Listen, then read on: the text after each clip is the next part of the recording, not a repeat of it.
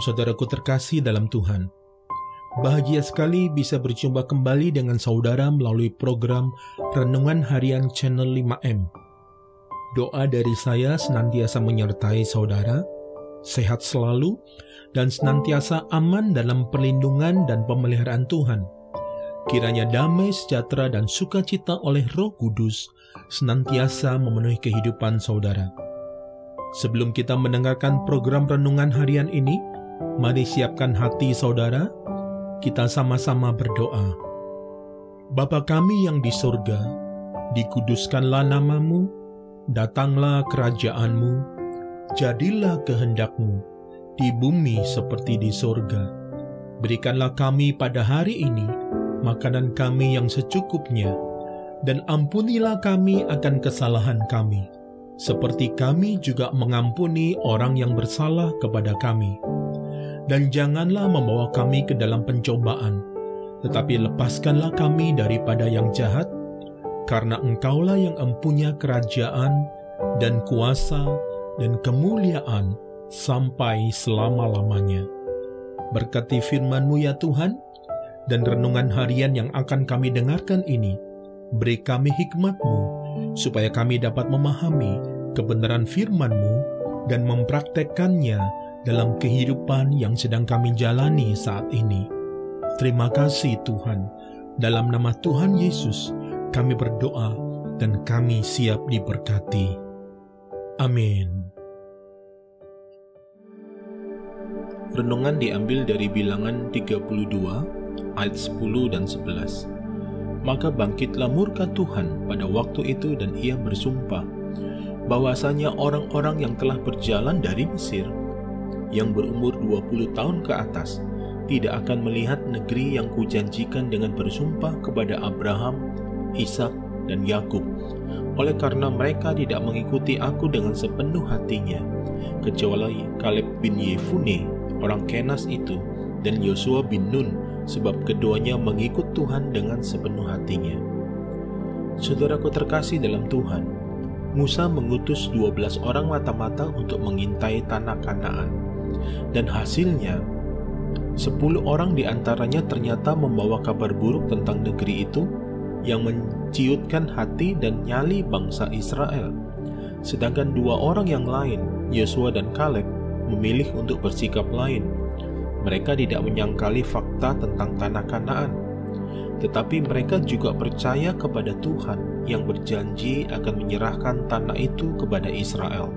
Mereka sangat yakin Tuhan yang telah berjanji pasti akan memampukan bangsa itu menghadapi kesulitan apapun yang menghadang di depan mereka. Namun bangsa Israel tidak mau percaya. Tuhan menyatakan murkanya, sehingga bangsa itu harus kembali menerima hukuman. Ternyata Yosua dan Kaleb juga harus ikut menanggung konsekuensi akibat kekerasan hati bangsa itu. Mereka tidak diistimewakan Tuhan dengan diperbolehkan masuk ke Kanaan lebih awal. Ya, mereka juga harus ikut mengembara bersama bangsa yang tegar tengkuk itu. Artinya, hari demi hari mereka juga harus mempertahankan iman mereka di tengah orang-orang sebangsanya yang tidak beriman itu. Yosua dan Kaleb tentu harus berdiri minoritas di tengah kelompok mayoritas selama 40 tahun. Tentu ini bukan hal yang mudah. Perjuangan keduanya sangatlah berat. Tekanan dari kaumnya sendiri dalam waktu yang lama tentu bukan hal yang mudah untuk dihadapi. Namun mereka berhasil melewatinya. Mereka berhasil melewati hari demi hari penuh tekanan itu dengan tetap meyakini janji Allah kepada mereka. Ya, pada akhirnya angkatan lama itu mati semuanya di padang gurun bersama dengan 10 pengintai yang telah menyiutkan nyali mereka 40 tahun yang lalu. Hal ini menunjukkan bahwa mereka berpegang pada janji Tuhan dengan sepenuh hati. Pengembaraan yang harus mereka lalui itu bukan penghukuman bagi mereka, melainkan masa pemurnian iman. Saudara terkasih dalam Tuhan, iman yang sejati harus diuji melalui keadaan dan lingkungan yang tidak mendukung.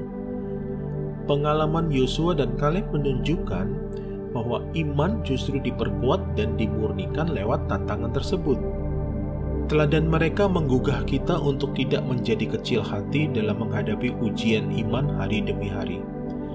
Iman kita diuji tiap hari melalui perjalanan hidup kita di atas muka bumi ini. Iman yang tangguh hanya bisa dihasilkan dari ujian yang diperhadapkan di hadapan kita. Lantas bagaimana caranya supaya kita bisa lulus dari proses pemurnian iman tersebut? Jawabannya adalah tetap tenang dan percaya.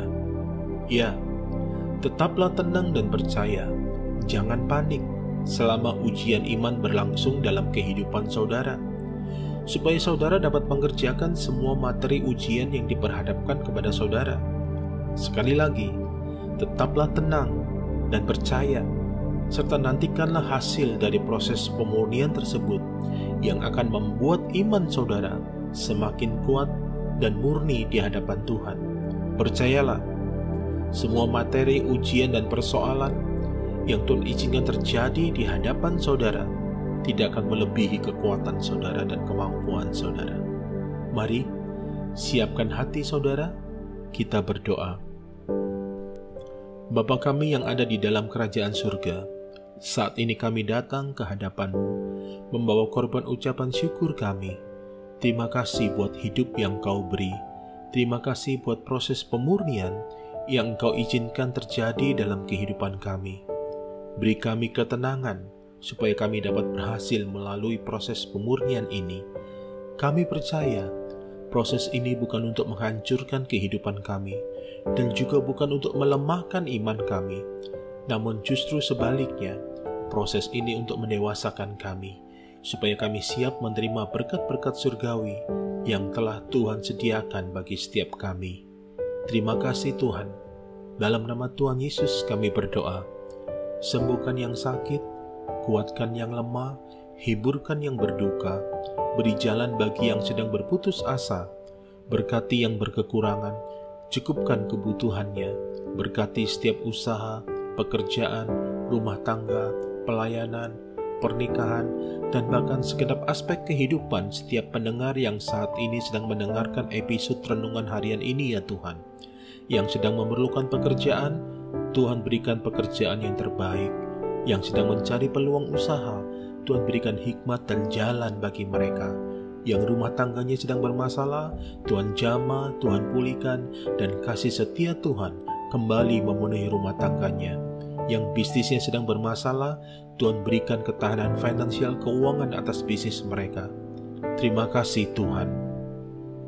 Mari saudara, siapkan hati saudara untuk terima berkat daripada Tuhan.